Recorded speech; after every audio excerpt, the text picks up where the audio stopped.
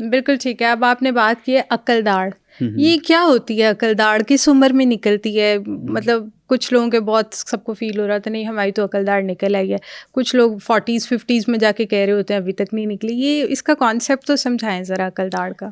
پہلے تو آپ یہ پوچھیں کہ اس کو عقل داڑھ کہتے کیوں ہیں. ہاں ایگزیکٹلی. جب بچہ پیدائش ہوتی ہے تو 6 ماہ میں دودھ کے دانت آنے شروع ہوتے ہیں, اور 6 سال کی عمر تک دودھ کے دانت گرنا شروع ہوتے ہیں اور پرماننٹ دانت آنا شروع ہو جاتے ہیں.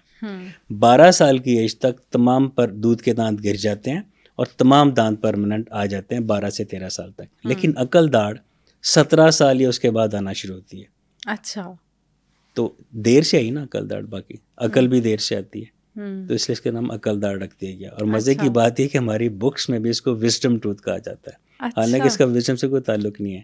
اگر یہ خراب ہو نکلوا دیں تو عقل میں کوئی کمی نہیں آتی. تو وزڈم ٹوتھ کی یہ بھی ہے. تو یعنی یہ 17 کے بعد کسی بھی ایج میں آ سکتی ہے, اور ہر انسان کی ویری کرتی ہے. مطلب آپ کی اگر 18 میں آئی ہے تو ہو سکتا ہے میری 20 میں آئی ہو, اس طرح بھی ہو سکتا ہے. ایسے بھی ہو سکتا ہے, ایسے بھی. بالکل ٹھیک ہے. 17 سے 70 ہم 17 to 70 ایک ہم نے دیکھا, اور میں نے یہ کلینک پہ اپنے دیکھے ہیں ایک پیشنٹ جن کا کہ ہم نے سارے دانت نکال دیے اور کچھ دنوں بعد آئے کہتے آپ نے ایک دانت چھوڑ دیا, وہ دیکھا نکلا تو وہ وزڈم ٹوتھ تھا. نہیں وہ اپیئر بعد میں ہوا, گم پیچھے ہوئے تو چھپا ہوا تھا وہ, تو گم پیچھے ہوئے تو ان کا نظر آنا شروع ہوا. تو ایسا بھی ہوتا ہے کہ کچھ لوگوں کی عقل داڑھ آتی نہیں ہے؟ بہت کم. اچھا.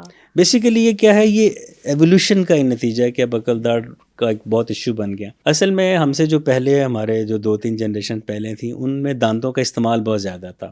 اتنی یہ پکانے کا اور گلانے کا رواج, وہ سخت چیزیں زیادہ کھاتے تھے, گنا چوستے تھے, مکئیاں چباتے تھے, دانتوں کی ایکسرسائز کرتے تھے. ان کے جاب بڑے تھے, ان کی عقل داڑھ جو تھی وہ صحیح وقت پہ نکلتی تھی اور نظر بھی آتی تھی. اس کے بعد ہم سے پہلی جنریشن ہم لوگ, ہم جوسز کے آتی ہیں, ہم نرم غذائیں کھاتے ہیں, دانتوں کی ایکسرسائز ہی نہیں ہے, جبڑا ہمارا پورا ڈیولپ نہیں ہوتا. اب قدرت نے تو 3 داڑیں پوری کرنی ہے نا, وزڈم ٹوتھ تیسری داڑھ ہوتی ہے, 2 مولر کے بعد 3rd مولر کہتے ہیں اس کو ہم. تو 3rd مولر یا تو چھپ جاتا ہے, وہ یا ٹیڑھا ہوتا ہے, اوپر گم آیا ہوتا ہے, یا دانتوں کی آڑ لی ہوتی ہے اس نے, پھر ایک آخری سے پہلا دانت نکالیں پھر وہ اپیئر ہوتا ہے. تو یہ ایک ایولیوشن پروسیس, شاید اگلے 8-10 جنریشن بعد یہ آنی بند ہو جائے, کیونکہ یوز ہی نہیں ہے اس کا کوئی. تو یہ آپ نے بات کی کہ 3 داڑیں ہوتی ہیں ٹوٹل, اور وزڈم جو ٹوتھ ہے آپ کی عقل داڑھ ہے وہ اینڈ پہ آتا ہے, تو وہ پہلی 2 کون سی ہیں؟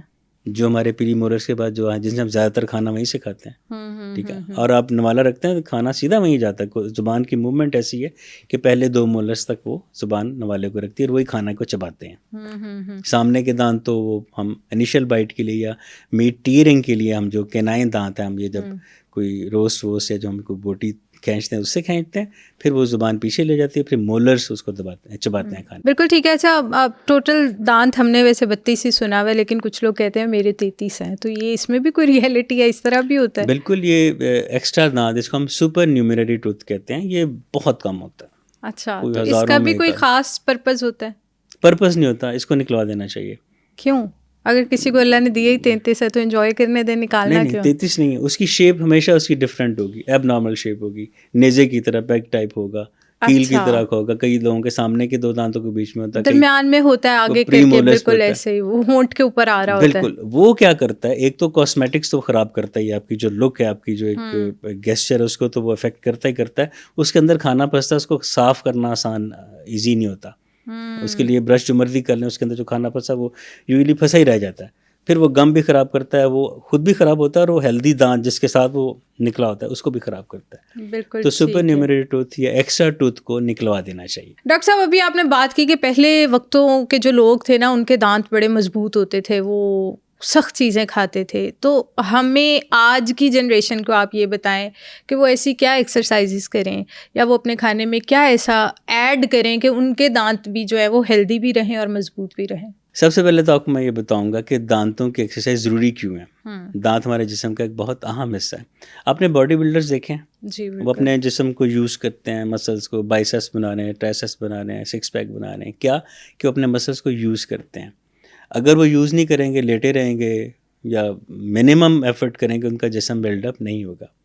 سملرلی جب ہم مکئی کھانے کے بجائے ہم کارن فلیکس کھائیں گے, ہم امرود اور سیب چبا کے کھانے کے بجائے ان کا جوس پئیں گے, ہم گنا چوسنے کی بجائے ہم رو پئیں گے, ہم آرگینک اور فائبرس چیزیں کھانے کی بجائے شوارمے, برگر اور سافٹ بریڈ کھائیں گے تو دانتوں کی ایکسرسائز نہیں ہوگی. جب دانتوں کی ایکسرسائز نہیں ہوگی, جبڑے کو ڈیولپمنٹل سٹیمولس نہیں ملے گا, خون کی سرکولیشن تیز نہیں ہوگی, تو اوبویسلی جو بون بھی ویک ہوگی, مسوڑے بھی ویک ہوں گے اور الٹیمیٹلی دانت بھی ویک ہوں گے. منہ میں 3 چیزیں نا, جبڑے کی ہڈی ہے, مسوڑے اور دانت ہیں. جب بیس آپ کی کمزور ہوگی تو ٹاپ بھی آپ کا کمزور ہوگا. ٹھیک ہے, تو دانتوں کی ایکسرسائز یہی ہے کہ فطرت کی طرف لوٹ آئیں, آرگینکس پہ آ جائیں. آپ کا معدہ بھی صحیح رہے گا, آپ کے دانت بھی صحیح رہیں گے. دیکھیں دانت چبانے کے لیے, اگر آپ چبانے کی بجائے ایک ان کو جس میں وہ یوز ہی نہیں ہو رہے, تو وہ ایک طرح سے آپ کے لیے ایک ویسٹیجل آرگن یا ایک فالتو ایک حصہ بنتے جائیں گے اور آپ کو کام خراب کریں گے.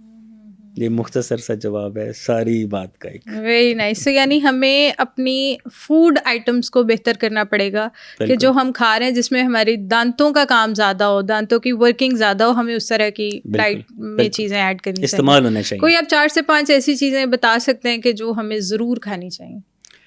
گندم کا آٹا بغیر چنا. اچھا, یہ ٹھیک ٹھاک ایکسرسائز ہے دانتوں کی. اچھا. تمام قسم کے گوشت, یہ پروٹین بھی ہے اور دانتوں کی ایکسرسائز بھی ہے. سٹا کھانا, یہ بھی ایک بڑی اچھی ایکسرسائز ہے. وہ بھی کافی سخت ہوتا ہے, اسے چبانا پڑتا ہے بار بار. ہاں, بار بار چبانا پڑتا ہے, پہلے توڑنا پڑتا ہے پھر چبانا پڑتا ہے. اب تو رواج نہیں رہا, گنے تو شاید نظر ہی نہیں آتے, بلکہ وہ گنڈیریاں پڑی تو بچے پوچھتے ہیں ان کو کیسے, اس کو کھائیں کیسے, کھانا کیسے. ٹھیک ہے, بالکل ایسے. دانتوں کا استعمال کریں. سیب ہے, اس کو بجائے آپ ٹکڑے کر کے تو فوک سے کھانے کے بجائے سیب کے 4 حصے کریں, ہاتھ میں پکڑیں اور کاٹ کاٹ کے کھائیں. امرود پڑا ہے, اس کو کھائیں, اس کے بیج ہیں وہ نکال دیں, کیونکہ وہ بیج دانتوں میں پھنس سکتے ہیں, دانتوں کو توڑ بھی سکتے ہیں, دانتوں میں کریکس بھی آ سکتے ہیں. اس کے بھی ٹکڑے کر کے کھائیں. مطلب دانتوں کو استعمال کریں. مطلب ہر چیز پینی ضروری نہیں ہے کہ آپ جوس پینے. اب جیسے یہ ریفائنڈ کاربوہائیڈریٹس ہیں, بریڈ ہے, شوارما ہے اور یہ میدا ہے, یہ کچھ بھی فورس نہیں لیتے. آپ نے کھایا ادرا سے جب نکل لیا.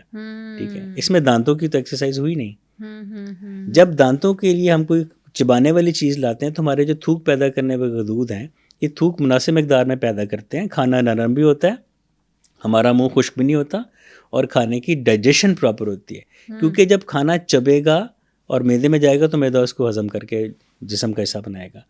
اگر آپ کھانا ویسے ہی گزار لیتے ہیں, آپ کے دانت صحیح نہیں ہے, یوز نہیں کرتے, تو میدے میں دانت نہیں ہوتے, پھر یا تو کانسٹیپیشن ہوتی ہے یا ڈائریا ہوتا ہے. Very nice, very nice. تو ڈاکٹر صاحب لیکن بہت سارے لوگ نا ابھی بھی بہت سینسٹیو ہیں کہ وہ کہتے نہیں بھی ہمارے دانتوں سے تو نہیں ہوتا, یہ تو نہیں ٹوٹے گا نہیں, یہ تو کٹے گا نہیں. تو پھر ایسے لوگوں کو دوبارہ سے اس ٹریک پہ لانا بڑا مشکل نہیں ہے؟ وہ ہے, آپ نے وہ ایف ایس سی میں ایک تھا ہز فرسٹ فلائٹ, ایک بالکل, کہ وہ سیگل ڈرتا اڑنے سے تو اس کی ماں پہ اس کو دھکا دیتی ہے. ہاں, تو پیشنٹ کو پھر دھکا دینا ہوتا ہے. ہم سال میں 2 دفعہ اسی لیے بلاتے ہیں.